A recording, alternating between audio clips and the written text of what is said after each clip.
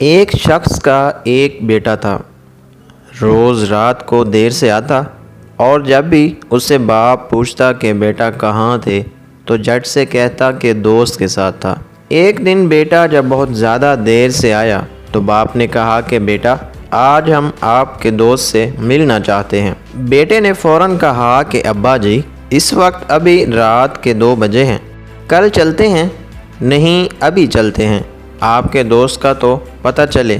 باپ نے ابھی یہ زور دیتے ہوئے کہا۔ جب اس کے گھر پہنچے اور دروازہ کھٹکھٹایا تو کافی دیر تک کوئی جواب نہ آیا۔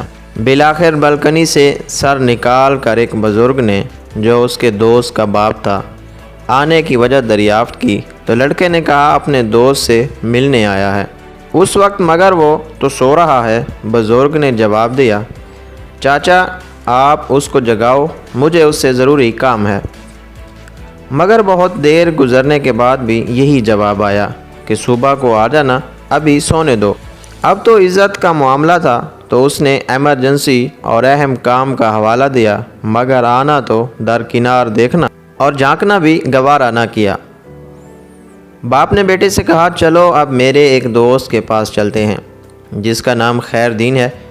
دور سفر کرتے اذانوں سے ذرا پہلے وہ اس گاؤں پہنچے اور خیر دین کے گھر کا دروازہ کھٹکھٹایا مگر جواب ندار نہ آیا۔ بالآخر اس نے زور سے اپنا نام بتایا کہ میں اللہ دینوں، مگر پھر بھی دروازہ ساکت اور کوئی حرکت نہیں ہوئی۔ اب تو بیٹے کے چہرے پر بھی فاتحانہ مسکراہٹ آ گئی، لیکن اسی لمحے لاٹھی کی ٹھک ٹھک سنائی دی اور دروازے کی زنجیر اور کنڈی کھولنے کی آواز آئی۔ ایک بوڑھا شخص برآمد ہوا جس نے لپٹ کر اپنے دوست کو گلے لگایا اور بولا کہ میرے دوست بہت معذرت، مجھے دیر اس لیے ہوئی جب تم نے 27 سال بعد میرا دروازہ رات گئے کھٹکھٹایا تو مجھے لگا کہ کسی مصیبت میں ہو، اس لیے جمع پیسے نکالے کہ شاید پیسوں کی ضرورت ہے، مگر بیٹے کو اٹھایا کہ شاید بندے کی ضرورت ہے، پھر سوچا شاید فیصلے کے لیے پگ کی ضرورت ہو تو اسے بھی لایا ہوں۔